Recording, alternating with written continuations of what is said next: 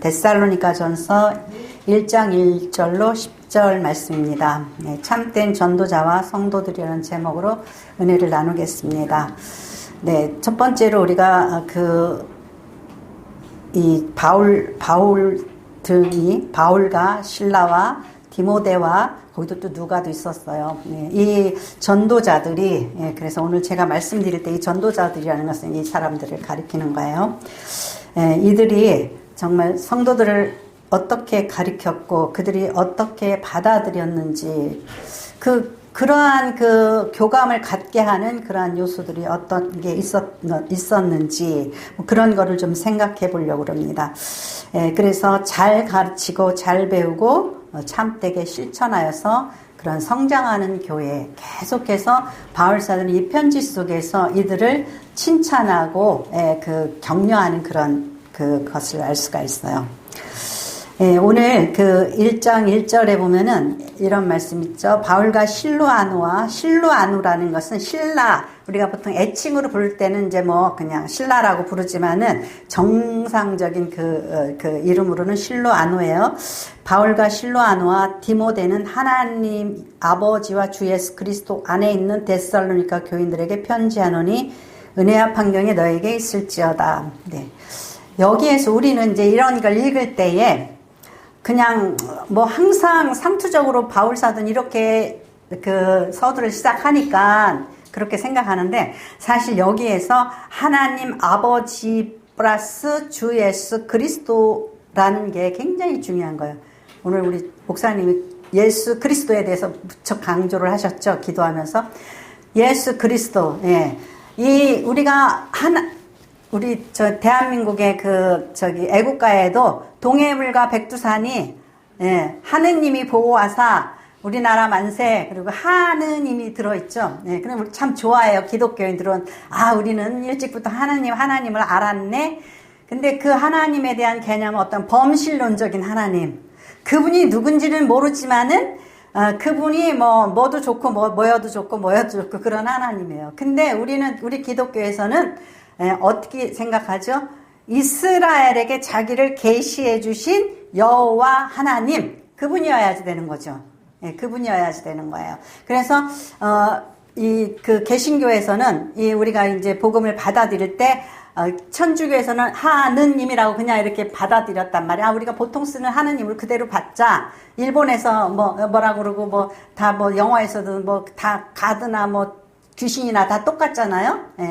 근데 우리는 개신교에서는 하느님 그런 범실론적인 개념보다는 하나님 유일하신 우리의 하나이신 그 님 여호와 하나님 그분에게 초점을 맞춰서 이렇게 하나님이라고 그렇게 했어요. 그러니까 우리 여러분들은 이제 천주교에서 하느님 그러잖아요. 그러니까 우리는 하나님이다. 이렇게 왜 하나님이라고 하냐? 오직 유일하신 그 이스라엘에게 계시해 주신 여호와 하나님이시다. 그러한 마음을 가지고 계셔야 돼요. 근데 유대인들에게도 그러고 그 근동의 사람들에게 그래 하느님은 여호와 하나님은 이해해 믿는 거. 근데 우리 은호에게 물어봤어요. 하나님 보여 안 보여? 그러니까 은호가 안 보인다 그랬어요. 그죠? 안 보여. 어떻게 또 눈치채서 알았나 봐요. 맨날 할머니가 기도하고 그러니까 안 보인다 그러더라고. 우리가 보이지 않는 하나님을 믿는 것도 어려워요. 그죠? 믿는 것도 어려운데 플러스 예수 그리스도를 우리가 메시아로 믿는 거예요. 그러니까 유대인들에게 있어서는 오직 하나님을 믿었고 여호와 하나님을 믿었고 거기에다가 메시아, 뭔가 하나님의 그 선지자적인 하나님의 또 아들이고 뭔가 그런 제사장적인 그러한 그 메시아가 올 거라고 기대를 했는데 그게 만일에 그분이 어떤 귀족이라든가 학자라든가 이렇게 오셨으면은 받아들이기가 좀 쉬웠을 거예요. 근데 나사렛 목수의 아들 예수로 오셨단 말이죠. 그러니까 힘든 거예요. 하나님도 믿기 힘든데 또 메시아를 믿는 거예요. 그래서 실패한 이 바울이 나중에 내가 메시아를 박해했구나. 내가 메시아를 영접하지 않고 메시아를 믿는 사람들을 내가 얼마나 학대했나 그런 생각을 하면서 뉘우치잖아요. 왜죠? 성령의 도우심으로 인하여 그가 주님을 다메섹 도상에서 만났기 때문에 그렇게 된 거란 말이죠. 예, 그랬어요. 그래서 이 바울이 이 메시아, 구세주이신 예수 그리스도를 전하기 위하여서 고통을 당하는 거예요. 그냥 너희들이 믿는 여호와 하나님, 우리가 믿었던 여호와 하나님을 전하는 건 쉬워요. 그런데 이 예수 그리스도를 전한다는 건 어려운 일이란 말이죠. 그러니까 여기에서 우리는 그냥 하나님 아버지와 그런데 사실은 주 예수 그리스도를 여기다 집어넣었잖아요. 이게 바울이 정말 너희들은 이걸 알아야 돼.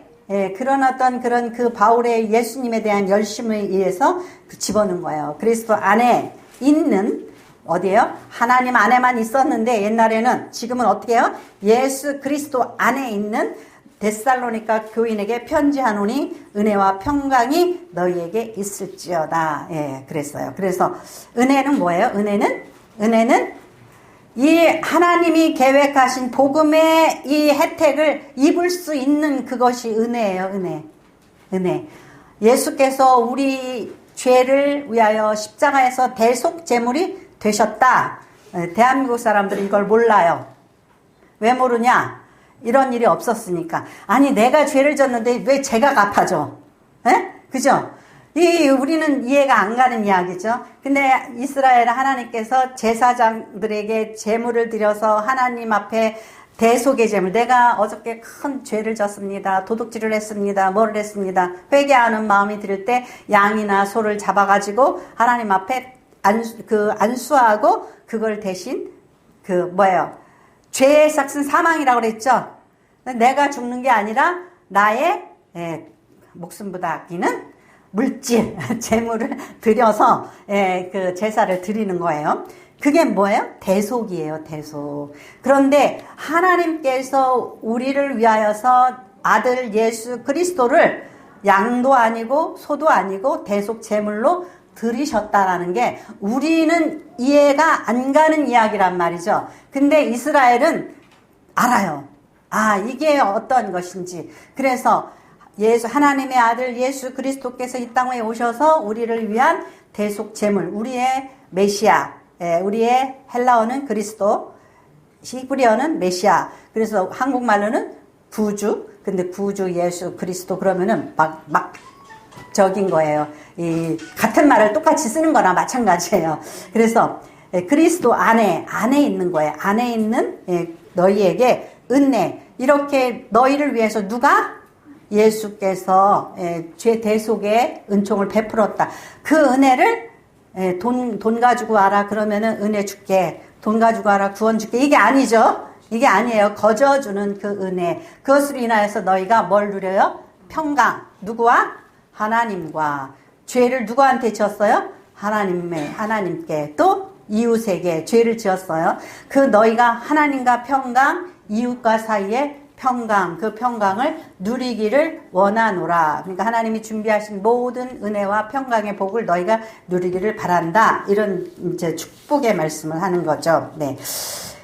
그리고 우리가 너희 모두로 말미암아 항상 하나님께 감사하며 기도할 때 너희를 기억함은 너희의 믿음의 역사와 사랑의 수고와 우리 주 예수 그리스도에 대한 소망의 인내를 우리 하나님 아버지 앞에서 끊임없이 기억하매니. 예. 우리가 한번 사도행전 17장 1절에서 3절을 사도행전 17장 1절에서 3절 말씀을 읽고 가겠습니다.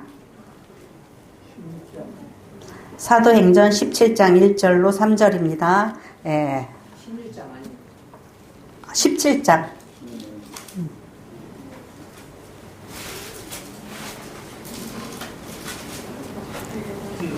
예. 사도행전 17장 1절에서 7절 말씀 같이 읽겠습니다. 그들이 암비볼리와 아볼로니아로 다녀가 데살로니가에 이르니 거기 유대인의 회당이 있는지라. 바울이 자기의 관례대로 그들에게 들어가서 새 안식일에 성경을 가지고 강론하며 뜻을 풀어 그리스도가 해를 받고 죽은 자 가운데서 다시 살아나야 할 것을 증언하고 이르되 내가 너희에게 전하는 이 예수가 곧 그리스도라 하니. 아멘. 예. 요게 그 데살로니가 그 전도의 시작에서 겨우 3주 동안 그 바울 사도가 데살로니가에서 복음을 전했대요. 강해를 했대요.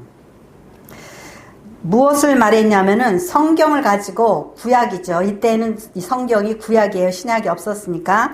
강론하여서 뜻을 풀어서 이게 여기에 나온 이 예언의 말씀이 누구에 관한 거냐? 곧 그리스도 예수에 관한 것이다.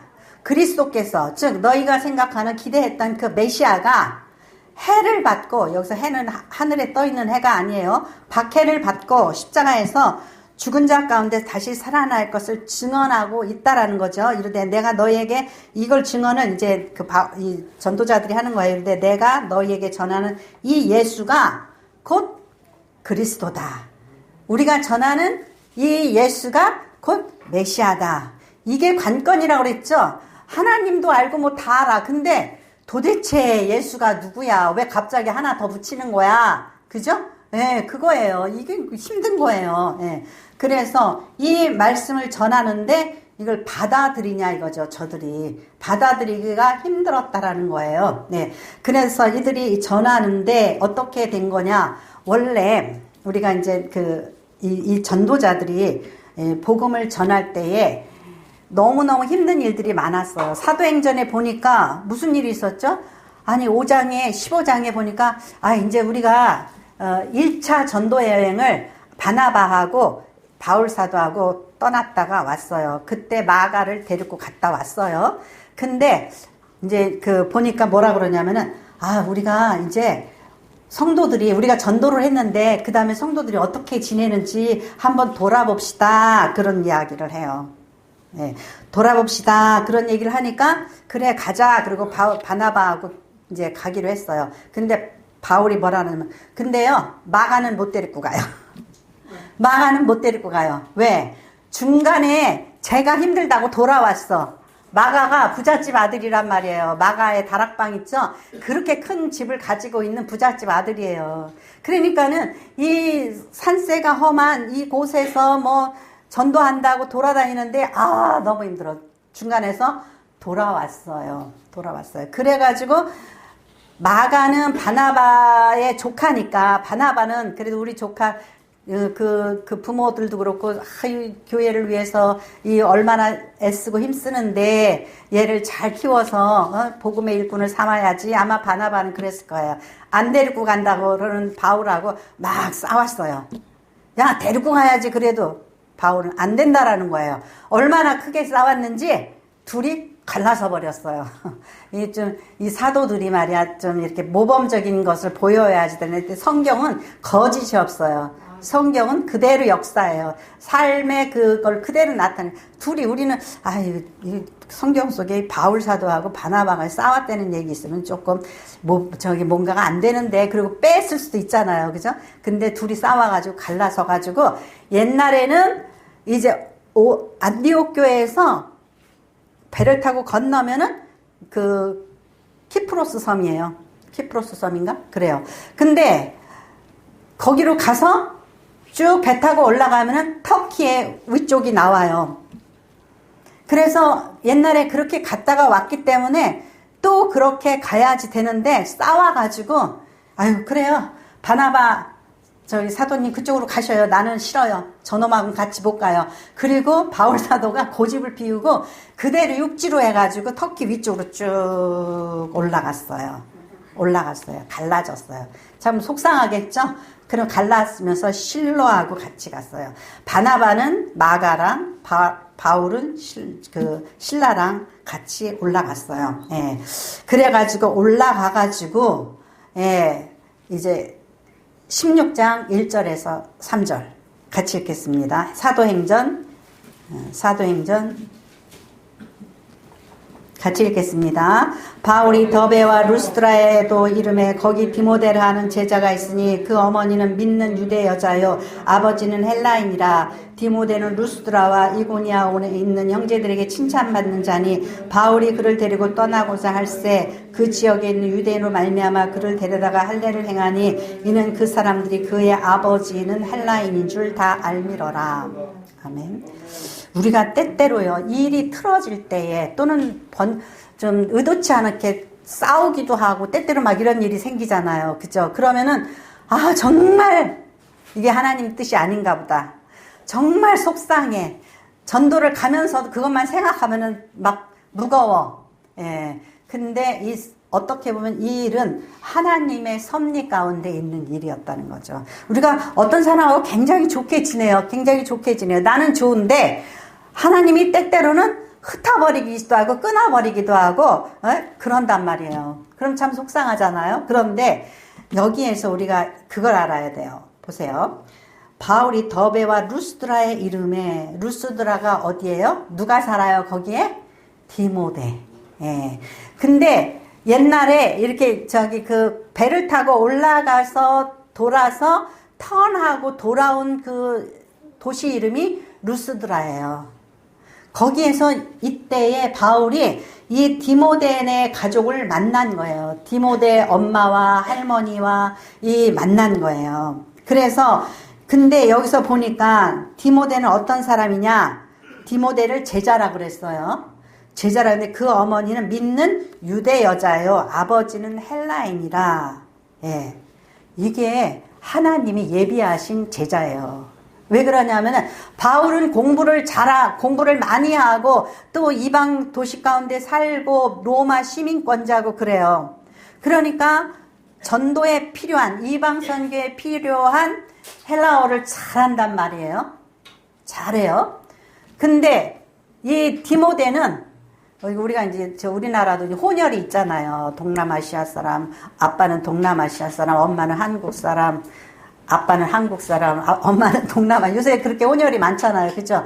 근데 잘할 때에는 막 눈도 생김새도 이상하고 뭐 말도 그렇고 막 그러니까는 막 그랬단 말이에요. 근데 디모데가 하나님의 섭리로 인하여서 아버지 그 헬라 문화도 배우고 어머니 신앙도 배우고 그러면 이 디모데는 누가? 하나님께서 따로 구별하신 하나님의 그 일꾼이란 말이죠. 종이란 말이에요. 그러니까 바울 사도가 왼쪽으로 해서 키프로스 섬으로 해서 위로 올라가가지고 이렇게 전도여행을 갔다라면은 바울 사도가 이 디모데를 가지고 이제 그 제자를 삼아서 유럽 전도 여행을 못 갔을 거라는 거예요. 왜 그러냐면은 바울 사도가 이제 육지로 해서 쭉 올라가요. 거기를 뭐라 그러냐면 지금의 터키 중심부를 소아시아라 그래요. 바울 사도는 소아시아에서 이제 복음을 전하려고 그랬어요. 그랬는데 밤중에 저기 마게도니아, 지금의 그리스 지역이에요. 거기에서 어떤 사람이 나타나서 건너와서 우리를 도와주시옵소서. 그걸로 인해서 이제 드디어 유럽 전도가 시작된 거예요. 그러니까 바울 사도가 한생전 사는 거 아니잖아요. 그런데 이렇게 그 다음 세대 실라나 이런 디모데나 루가나 이런 다음 세대의 일꾼들을 키우는 데 있어서 옆에서 데리고 다니면서 빡세게 바울 사도는 어떤 사람이에요?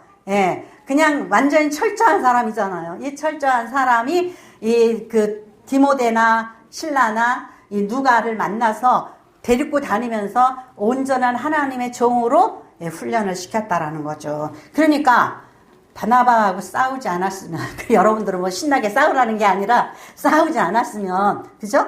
이런 일도 없었을 거라는 거죠. 그러니까 때때로 우리는 너무 속상할 때가 있어요. 내가 왜 이렇게 이 디모데 엄마는 얼마나 속상해요. 왜 내가 여기 헬라 땅에 와가지고 남편이 또 일찍 죽어버려가지고 아마도 그런 것 같아요. 왜냐하면은 이 디모데가 엄마와 외할머니의 영향력을 받고 그죠? 신앙의 훈련이 돼 있는 그런 사람이에요. 그러니까 엄마만 휙 하고 거기를 시집을 간 게 아니라 누구도 외할머니 집에 와서 살았을 수도 있어요.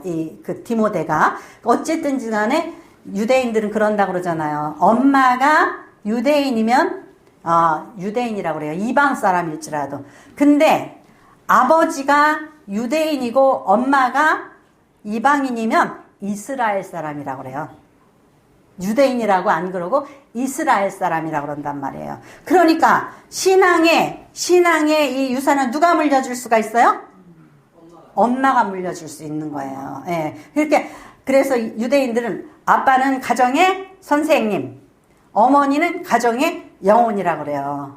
영혼이라 그래요. 그래서 예, 우리가 때때로는 어떠한 일이 꼬이고 힘들어도 이 일로 인하여서 두 가지 언어를 그 디모데는 예, 그 헬라어도 잘하고 또 이렇게 또 유대 히브리어도 하고 그럴 수 있잖아요. 그러니까 이러한 그 상황에서 하나님의 일을 할 수 있게 했다는 거죠. 자, 사도행전 16장 37절로 40절 말씀 같이 읽겠습니다. 바울이 이르되 로마 사람인 우리를 죄도 정하지 아니하고 공중 앞에서 때리고 옥에 가두었다가 이제는 가만히 내보내고자 하느냐? 아니라 그들이 친히 와서 우리를 데리고 나가야 하리라 한데 부하들이 이 말을 상관들에게 보고하니 그들이 로마 사람이라 하는 말을 듣고 두려워하여 와서 권하여 데리고 나가 그 상에서 떠나기를 청하니 두 사람이 옥에서 나와 루디아의 집에 들어가서 형제를 만나보고 위로하고 가니라. 네. 그래서 이제 이 소아시아에서 바울이 복음을 전하려고 그러다가 환상을 보고 그 마게도니아로 건너갔어요. 그랬더니 처음에 빌립보가 나오죠. 그래서 루디아를 만나서 빌립보 교회를 개척을 해요. 근데 어떤 그 귀신 들린 여자가 계속 따라오면서 귀찮게 해요. 그래가지고 귀신을 내쫓았어요. 그랬더니 얘가 점을 못 치는 거야. 그랬더니 이 여자아이를 데리고 점쳤던 주인이 화가 나서 이 바울과 신라를 고발을 해서 옥에 가둬버렸죠? 가둬버렸어요. 그래서 옥문이 열리고 다시 나왔잖아요. 그래서 이제는 그 관원이 이들을 놓아주는 거예요. 그 장면이에요. 그래서 바울이 화가 나는 거예요. 바울이 이르되 로마 사람인 우리를 죄도 정하지 아니하고 우리가 무슨 죄를 졌는지 이제 감금했으면 이제 재판을 받든지 어떻게 해서 우리가 무슨 죄를 했는지 이게 이유가 있어야 될 거 아니냐? 그렇게 얘기를 하는 거. 로마 사람인 우리는. 그러니까 우리가 뭐를 할 수 있어요? 신라는 로마 시민권자라는 거예요. 그러니까 바울의 생각을 보세요. 바나바는 마가를 데리고 가겠습니다. 그랬더니 안 된다. 그렇게 중간에 무책임하게 돌아가는 사람하고는 내가 같이 일할 수가 없다. 그러니까 누구를 데리고 가냐? 로마 시민권자인 신라를 데리고 가야겠다. 그래야지 언어가 통하고 그래야지 복음이 빨리 전파되어질 수 있다. 이렇게 생각을 한 거예요, 바울이. 그래서 바울이 신라를 데리고 간 거예요. 나중에 베드로전서 5장에 보면은 내가 실로아누를 통하여서 이 편지를 쓴다고. 베드로는 어부잖아요. 어부니까 헬라어를 모르잖아요. 그러니까는 이 실로아누를 통하여서 베드로가 나중에 베드로의 통역관으로 신라를 사용을 하는 거예요. 예, 그러니까 뭐예요? 준비된 종들이 하나님의 섭리에 의해서 만나게 하셨다라는 거죠. 또 누가를 만나서 그 바울이 죽을 때까지 그가 어떤 육체적인 핸디캡을 가지고 있었잖아요. 육체적인 핸디캡이었는데 바울을 돌봐주는 누가를 또 만나게 된 거예요. 그러니까 이제는 그 소아시아나 이러한 어떤 유대 지역이 아니라 그 마게도니아, 그리스, 지금의 헬라어, 그때 당시에는 완전히 헬라 문화권이었어요. 알렉산더 대왕 이후에 완전히 헬라 문화가 사로잡고 있다가 다시 이제 로마가 득세해가지고 로마가 이제 세계를 제패하는 그런 상황이었던 거예요. 그래도 성경은 헬라어로 쓰여졌어요. 신약 성경은. 그렇기 때문에 이러한 그 일들, 때때로는 우리가 굉장히 힘들고 어려운 일이 있지만 하나님의 은혜로 인하여서 미리 준비하기 위해서 이렇게 했다라는 거예요. 그래서 이들이 이렇게 이제 복음을 전하는데 이들이 단 3주 동안에 복음을 전했잖아요. 그죠? 3주 동안에 전했는데 어때요?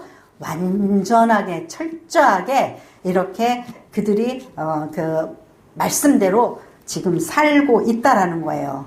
대단한 거죠. 그죠? 아니 3년을 다녀도 신자가 제대로 안 되는데 3주 동안에 이렇게 복음이 잘 받아들여져서 전하여지고 있다라는 것은 놀라운 그 결과고 기적적인 일이에요. 누구에 의해서? 뭐에 의해서? 여기서 보니까 5절에 보니까 이는 우리 복음이 너에게 말로만 이른 것이 아니라 또한 능력과 성령과 큰 확신으로 된 것임이라. 이거예요. 성령님께서 복음을 전했어요. 복음을 전했는데 그 복음을 서포트할 수 있는 모든 삶의 변화와 이적과 권면하심과 성령이 스승되셔서 이것을 가르쳐 주신 거예요. 그러니까 마음에 감동이 오고 또 내가 이 말씀을 받은 거가 정말 베레아인들처럼 이렇게 살펴보고 이게 진짠가? 예수가 메시아라고? 진짠가? 그러면서 이들이 점점 제가 그래서 항상 그래요. 우리 성도들이 그 정말 말로만 듣는 것이 아니라 성령의 감동으로 이 말을 이 유정아 그 목사 입에서 떨어진 이 설교가 삶에서 맞아 과연 그렇구나 하고 확신할 수 있는 큰 능력과 성령과 확신으로 주어졌으면 하고 기대하는 거죠. 기도하면서. 네. 그래서 그렇게 되니까 어떻게 해요? 성장하게 되는 거예요. 성장하게 되는 거예요. 네. 그래서 6절 보니까 또 너희는 많은 환난 가운데 성령의 기쁨으로 말씀을 받아 우리와 주를 본받는 자가 되었으니 이제 그 후반 쪽을 우리가 보겠습니다. 두 번째로 무엇을 보냐면은 전도자를 닮은 성도들. 네, 전도자를 닮은 성도들. 효자는 누가 만든다 그래요? 부모가 만든다 그러죠? 효자는 부모가 만든다 그래요. 네. 근데 제가 이 말씀을 앞에를 쭉 읽고 뒤를 읽으니까 이 성도들이 참 성도들이 된 것은 누가? 이 전도자들이 만들었구나. 그런 생각이 들어요. 바울 사도는 끊임없이 이 데살로니가 성도들을 칭찬을 해줘요. 그런데 보니까 이렇게 만든 것은 바울 사도였구나. 이런 것을 이 바울 사도와 그 전도자들이었구나. 그것을 우리가 알 수가 있어요. 자, 이제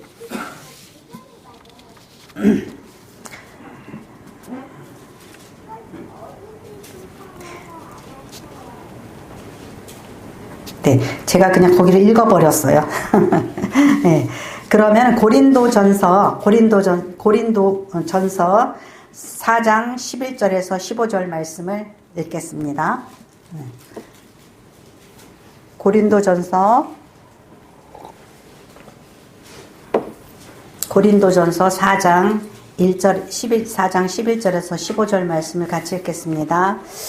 바로 이 시각까지 우리가 줄이고 목마르며 헐벗고 매맞으며 정처가 없고 또 수고하여 친히 손으로 일을 하며 모욕을 당한 즉 축복하고 박해를 받은 즉 참고 비방을 받은 즉 권면하니 우리가 지금까지 세상의 더러운 것과 만물의 찌꺼기 같이 되었도다. 내가 너희를 부끄럽게 하려고 이것을 쓰는 것이 아니라 오직 너희를 내 사랑하는 자녀같이 권하려 하는 것이라. 그리스도 안에서 일만 스승이 있으되 아비는 많지 아니하니 그리스도 예수 안에서 내가 복음으로써 내가 너희를 낳았습니다. 그러므로 내가 너희에게 권하노니 너희는 나를 본받는 자가 되라. 본받는 자가 되라. 네, 바울 사도가 이제 고린도 성도들에게 편지를 하는데 이 내용이 고린도 성도들에게 하는구나. 그게 아니라 이 유사한 말씀들이 데살로니가에서도 전서에서도 계속 나와요. 지금 제가 읽은 말씀 있죠? 6절에서 또 너희는 많은 환난 가운데 성령의 기쁨으로 말씀을 받아 우리와 주를 본받는 자가 되었으니 본받는 자가 되었다고 그랬죠? 그러면은 바울 사도와 그 실라와 디모데와 누가와 이들이 데살로니가 성도들이 본받을 만한 그러한 선생이었고 스승이었고 지도자였다라는 거예요. 굉장히 중요한 거예요. 제가 있죠? 제가 그래요. 저희 엄마가 오늘 안 나오셨으니까 저희 엄마가 맨날 뭐라 내가 니네들 등록금 대고 내가 니네들 공부 가르치느라고 니네 아버지가 있으면 니네 아버지 힘으로는 하지도 못할 일인데 내가 했다고 이렇게 자랑을 하셔요. 내가 했다고 이렇게 자랑을 하셔요. 근데 저의 마음속은 아니에요. 왜냐하면 우리가 자녀가 우리의 입술의 말로 키워지는 줄 알아요. 그래서 막 공부해라 뭐해라 막 이러잖아요. 근데 뭐라 그래요? 말로 교육시켜지는 게 아니라 부모의 어깨 너머로 보고 배운다 그러잖아요. 예. 제가 글씨를 되게 못 써요. 막 이렇게 막 흘겨 쓰는 습관을 어려서부터 들여가지고 막 되게 막 그래요. 근데 왜 그랬냐면은 어렸을 때 아버지가 글을 쓰는데 얼마나 슉슉슉슉 막 이렇게 막 흘겼어요. 그게 그렇게 멋있어 보였어요. 그래가지고 막 이렇게 흘겼었어요. 근데 아버지가 어려서 정말 있죠. 그 신문을 얼마나 아주 그냥 열심히 읽었는지 몰라요. 신문을 항상 이렇게 보셨어요. 그리고 노트를 항상 준비해가지고 그 사설 있죠. 사설에 있는 건 다 또 정리를 해놓으셨어요. 그래서 어려서부터 우리 아버지가 굉장히 박식하신 분이고 지식 있는 분인 줄 알았어요. 그래가지고 저도 열심히 꼬마였을 때부터 신문을 열심히 봤어요. 옛날에 그 신문에 한문으로 써있고 옆에 한글로 이렇게 토 달아놓고 막 그랬죠. 뭐 이스라엘의 뭐 6.1 전쟁 막 이런 거 그 옛날에 뭐 그런 기억이 나요. 뭐 박정희 대통령이 어쩌고 그 열심히 읽었어요. 근데 그것이 저로 하여금 제가 중학교, 고등학교 검정고시를 했잖아요. 혼자서 공부할 수 있는 능력을 아버지께 배운 거예요. 그냥 가만히 있어도 뭔가를 계속 공부하고 뭐 계속 뭘 들여다보고 책을 보고 한문 공부하고 막 이런 거 있죠. 예. 그러니까 검정고시 공부한다라는 게 바싹바싹 하면 못해요. 혼자 해야 되니까. 저는 또 몸이 불편해서 학원을 다닐 수도 없잖아요. 근데 이걸 혼자 하는 능력 있죠. 이거 아버지가 그렇게 하시니까 그냥 그렇게 사는 게 사는 건 줄 알았단 말이죠. 그냥 그렇게 그게 사는 건 줄 알았어요.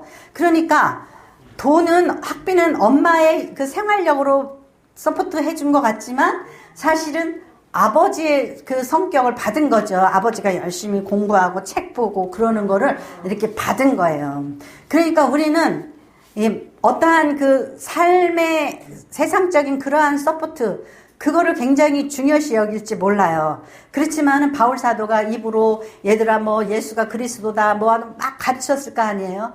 근데 더 중요한 건 뭐냐면은 여기 우리와 주를 본받는 자가 되었다 그랬어요. 이미테이터가 됐다는 거, 본받는 자가 되었다라는 거예요.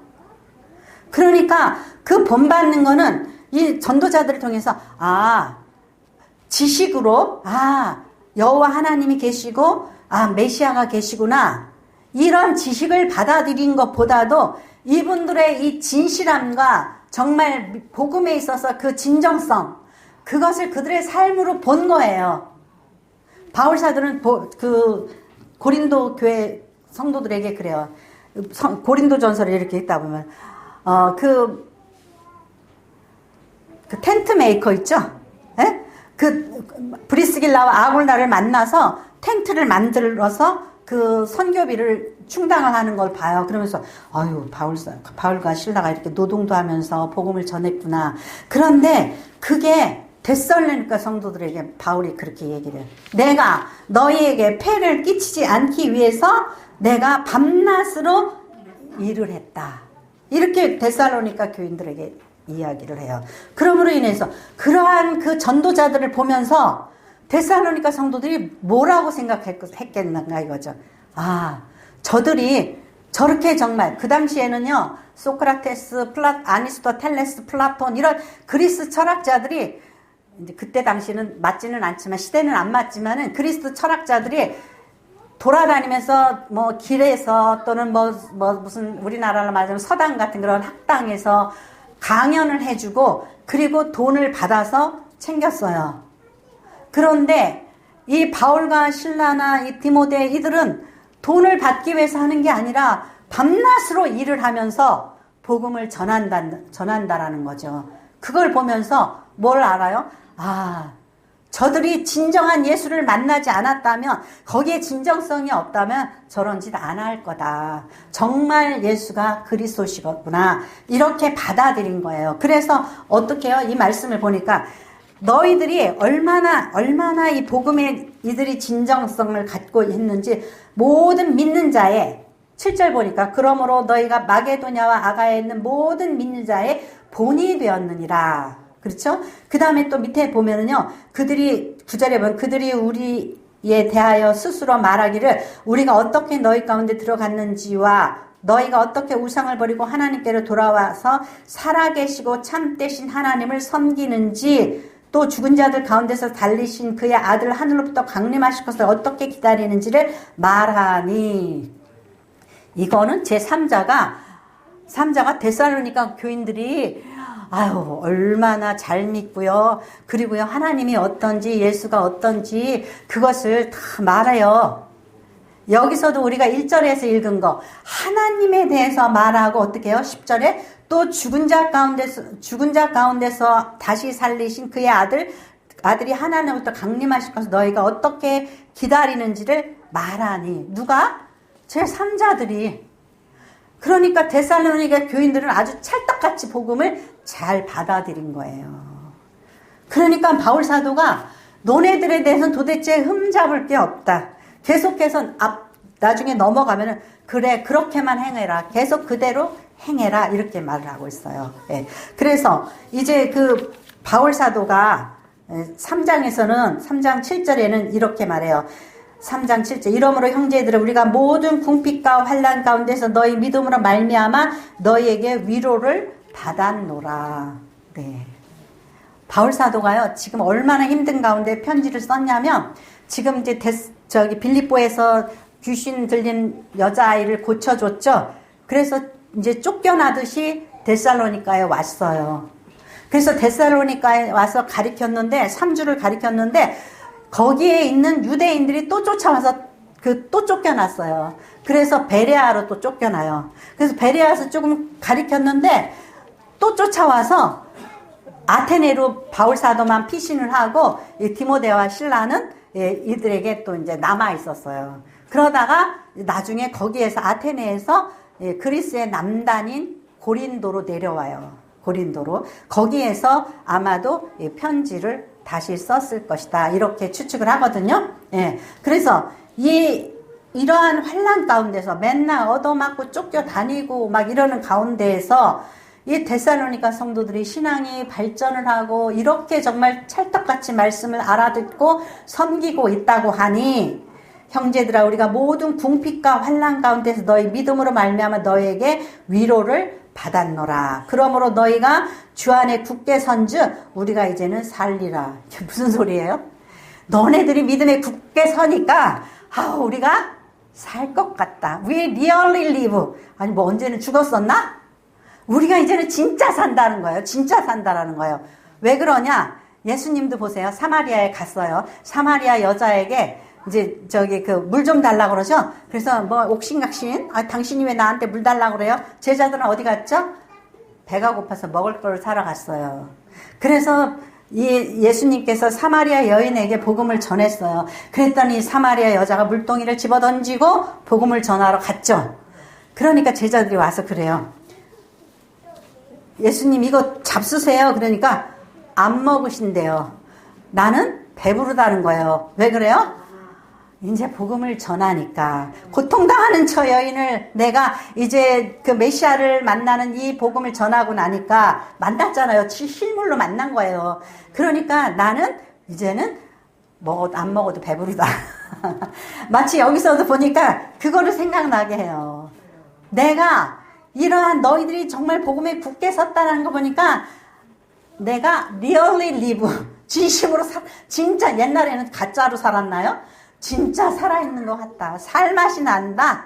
이런 말씀을 전하는 거예요. 9절 보니까 3장 9절 보니까 우리 하나님 앞에서 너희로 말미암아 모든 기쁨으로 기뻐하니 너희를 위해 능히 어떠한 감사로 하나님께 보답할까.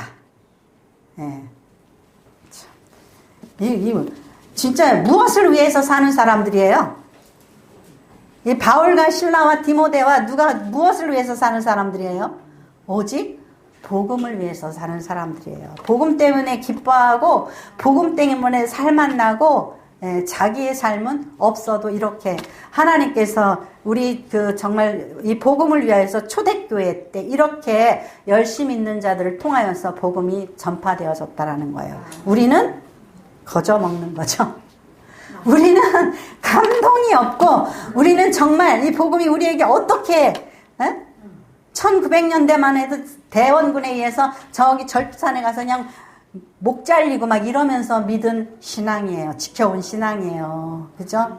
오늘날 우리가 이 말씀을 읽을 때 그냥 소설 읽듯이 무슨 넌픽션을 읽듯이 그렇게 읽으면 안 돼요. 아, 정말 바울 사도가 왜 이렇게 썼을까? 내가 너희들을 위해서 정말 사는 것 같다. 정말 너희 때문에 기쁘다. 내가 고난과 박해 속에서도 너희 때문에 기쁘다.